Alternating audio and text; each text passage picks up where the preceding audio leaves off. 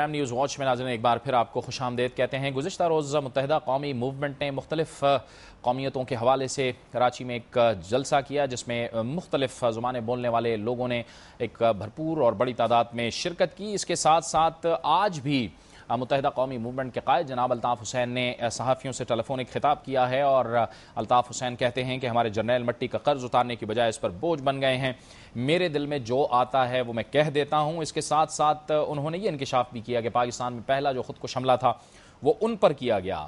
جناب الطاف حسین کہتے ہیں کہ میرے مرنے سے اگر انقلاب آئے تو یہ میرے لیے باعث فخر ہے۔ متحدہ قومی موومنٹ خود بھی ظاہر ہے کہ حکومت کی ایک اتحادی جماعت ہے، لیکن گزشتہ کئی عرصے سے ہم دیکھ رہے ہیں کہ متحدہ قومی موومنٹ کی جانب سے ایک انقلاب کی بات کی جا رہی ہے۔ کچھ روز قبل بھی جناب الطاف حسین نے کہا تھا کہ اگر لوگ ٹھیک نہیں ہوں گے تو وہ فوجی وردی پہن کر آ جائیں گے۔ اس وقت ہمیں جوائن کیا ہے کراچی سے متحدہ قومی موومنٹ کے رہنما جناب قمر نوید نے۔ بہت بہت شکریہ قمر صاحب۔ سب سے پہلے تو ہم آپ سے یہ پوچھنا چاہیں گے کہ متحدہ قومی موومنٹ جو کہ خود بھی ایک اتحادی جماعت ہے، آپ کس انقلاب کے دائی ہیں اور آپ کا انقلاب ہے کیا؟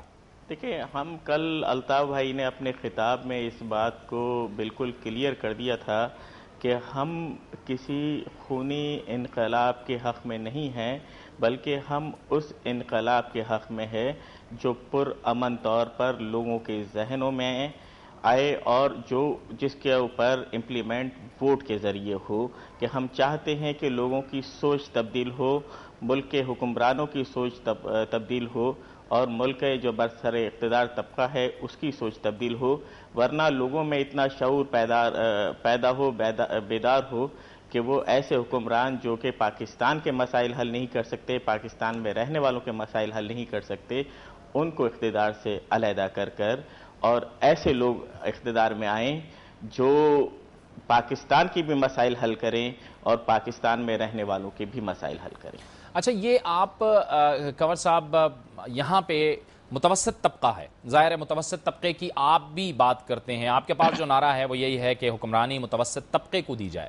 پاکستان کے اندر جو اس وقت نظام موجود ہے، آپ سمجھتے ہیں کہ وہ اس بات کی اجازت دیتا ہے کہ مڈل کلاس سامنے آئے؟ دیکھیں، انقلاب اسی کو کہتے ہیں جب نظام جو تبدیل ہوتے ہیں، نظاموں میں تبدیلی آتی ہے۔ بدقسمتی سے جب پاکستان 1947 میں آزاد ہوا تو اس کے بعد جو پاکستان کی سیاست پر، پاکستان کے اقتدار پر دولت مند لوگوں نے قبضہ کر لیا، اور پاکستان کا پورا نظام اس طرح سے سیاسی نظام تشکیل دیا گیا کہ اس میں غریب آدمی کے لیے کوئی گنجائش نہیں تھی کہ پاکستان کے نظام میں الیکشن لڑنے کے لیے کروڑوں روپے درکار ہیں، اور جو اس وجہ سے غریب آدمی کسی سیاسی جماعت کا کارکن، نعرے لگانے والا کارکن تو بن سکتا ہے، جھنڈے لگانے والا کارکن تو بن سکتا ہے، بینر لگانے والا کارکن تو بن سکتا ہے، لیکن وہ ایوان کا حصہ نہیں بن سکتا، وہ اسمبلیوں میں نہیں جا سکتا۔ اور ایم کیو ایم ہی یہ تبدیلی لے کر آئی۔ جب آج سے 30 سال پہلے الطاف بھائی نے یہ بات کی تو اس وقت یہ ناممکن نظر آتی تھی، لیکن اس وقت آپ دیکھ لیں کہ گزشتہ 20 سال سے اس کے اوپر متواتر عمل ہو رہا ہے، اور ایم کیو ایم کے جو نمائندے منتخب ہو کر آتے ہیں اس میں سے 90% وہ لوگ ہوتے ہیں جو غریب اور متوسط طبقے سے تعلق رکھتے ہیں۔ ٹھیک ہے قمر صاحب، ہمیں اس گفتگو میں جوائن کیا ہے پاکستان کے ممتاز سینئر صحافی اور سینئر تجزیہ کار جناب حسن نثار صاحب نے بھی۔ حسن نثار صاحب، آپ کو اپنے پروگرام میں خوش آمدید کہتے ہیں۔ آپ نے لکھا بھی اس پہ، الطاف حسین صاحب نے کہا تھا کہ اگر معاملات ٹھیک نہیں ہوئے تو وہ خود فوجی وردی پہن کر آ جائیں گے، اور سپاہی نمبر 254271، آپ نے کیا لیا ہے اس سے مقصد؟ نہیں جاوید، پہلے تو میں بات یہ کر دوں اس کا تھوڑا سا بیک گراؤنڈ کہ پاکستان بنایا، خواب دیکھا علامہ اقبال نے، غریب گھر کا آدمی، ایک سیلف میڈ آدمی، ٹھیک ہے، لوور مڈل کلاس۔ پھر محمد علی جناح جو تھے وہ ہم سب جانتے ہیں، وہ بھی ایک سیلف میڈ آدمی تھے، ان کے بھی فادر مورلس بینک کرپٹ ہو چکے تھے، ٹھیک ہے، جب وہ ایجوکیشن کے لیے گئے۔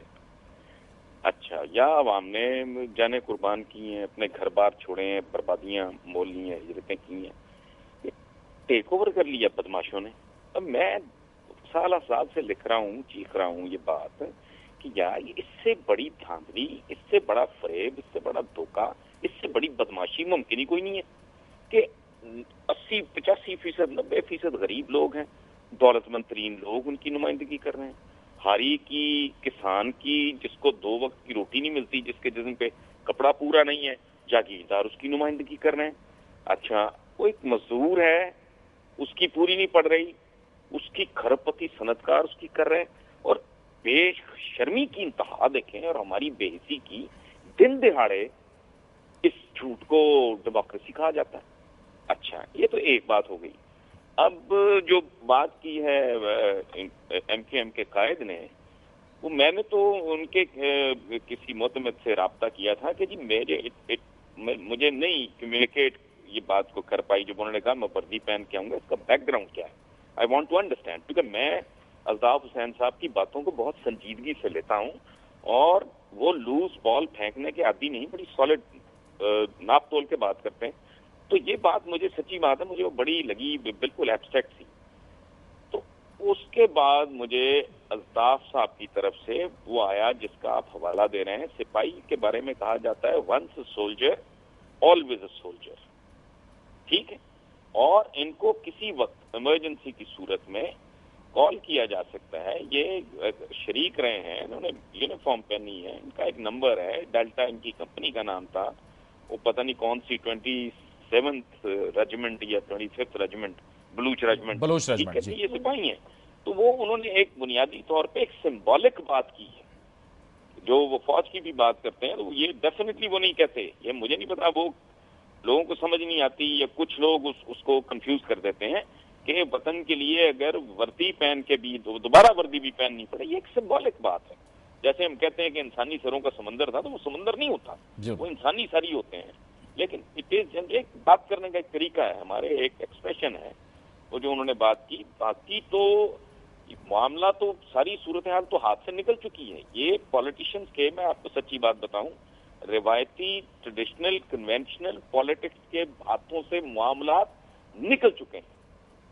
ریولوشن اور نو ریولوشن مجھے نہیں پتا، میں اب رومانٹیسائز نہیں کرتا، کیونکہ میں نے جتنی سنجیدگی سے جتنی دیر تک تاریخ پڑھی ہے اس کے بعد میں پرسنلی اس نتیجے پر پہنچا ہوں کہ دنیا کا ہر انقلاب، یہ میں دعوے سے کہہ رہا ہوں، وہ نئے ظالموں کو، پرانے ظالموں کو ریپلیس کر کے نئے ظالم لانے کے علاوہ اور کوئی توق نہیں چلاتا. لیکن اس کے باوجود تبدیلی ضروری ہوتی ہے. چونکہ کسان کیا کرتا ہے، جسے ہم کہتے ہیں کہ زمین کی تیاری، لینڈ پریپریشن، فصل سے پہلے نچلی مٹی اوپر، اوپر کی نیچے، ٹھیک ہے. سڑاند یافتہ کہتے ہیں نا، چلتا پانی پاک ہوتا ہے، تو چلتا پانی پاک ہوتا ہے.